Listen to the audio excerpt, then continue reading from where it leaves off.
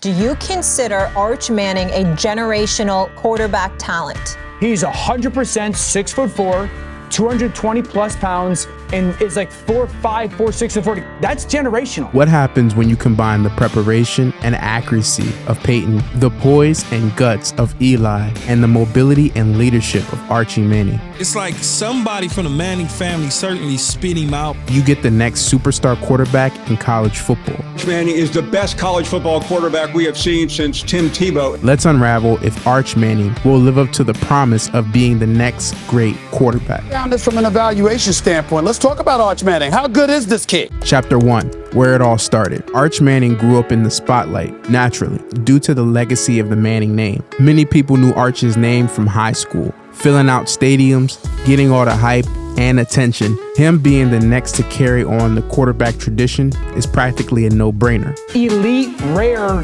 bloodlines when it comes to the quarterback position. The story of Arch Manning is filled with hype and expectations. But from what we see from the young quarterback, the stage won't be too bright. Chapter 2, Hook 'em Horns. Manning was obviously slated to be the most exciting player in the 2021 recruiting class. Arch throws to the end zone. It's caught. A mobile Manning.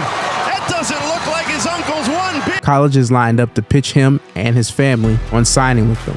Big NIL contracts were waiting for Arch the moment he said yes to a Power 4 program. Arch chose a path that most quarterbacks in his position wouldn't. He committed to Texas University, who already had a quarterback. Why was Texas the right place for you to start?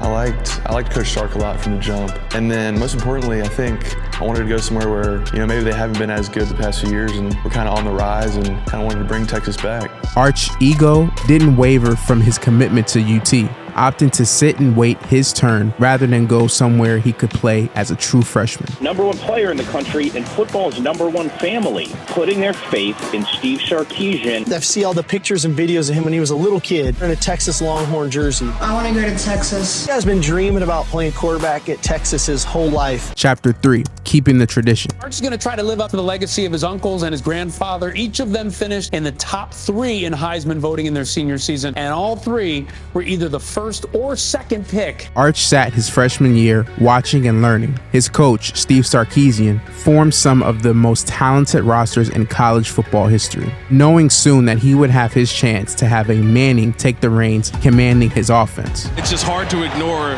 the number.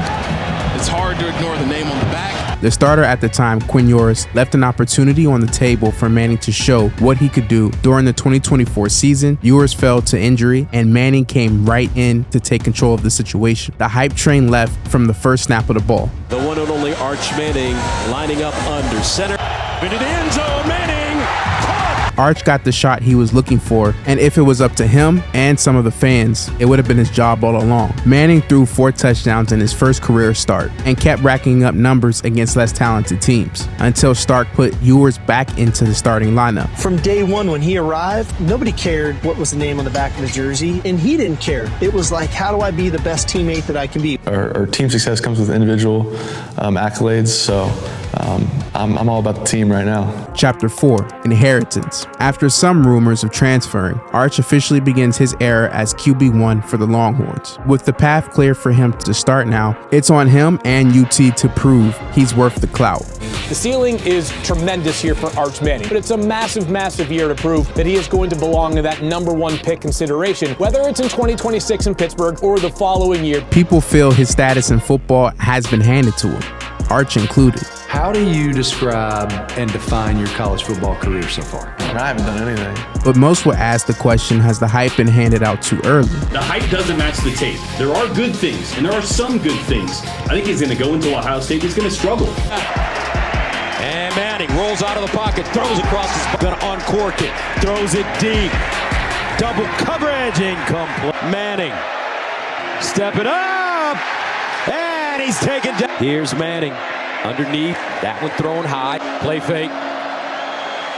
Manning, he'll throw it this time. Oh, it's intercepted. The 19-year-old junior has spent the past 2 seasons learning behind another NFL prospect, getting his couple of starts that sophomore season. But Arch has reminded football fans why he was originally the #1 ranked player coming out of high school. And when does UT not have a loaded roster of NFL talent on both sides of the ball? So Manning will get his chance, plenty of talent around him. Everyone will not be wishing Manning to have his career go off without a hitch. Can't run like Lenoris Sellers. He can't throw like Garrett Nussmeier or Bryce Underwood. He's not Trevor Lawrence. He's not Caleb Williams. Those guys were what people felt like were generational, can't miss college quarterbacks. Scouts at the next level are drooling at the chance to evaluate him. The tape to me doesn't tell you got a first-round draft pick or a top 10 or a #1 overall draft pick. Unless he wins a Heisman and maybe a national championship, don't look for him to be coming out and declaring for the NFL draft anytime soon. Good chance that Arch Manning will be sitting on the front row in New York at the Heisman ceremony. That's assuming that his team does what it's supposed to do and compete for not only the SEC, but for the national championship. He'll play his 2 seasons out at UT as a starter. Manning will have the talent, the team, and the coaching staff to have a chance to become one of the best quarterbacks in the program's history. It's up to him to cash in on and off the field. Be sure to check out some of these other stories above, and I'll talk to you on the next one. Peace. Look at a goal sheet. What do you hope it looks like a year from now? I hope we're national champions.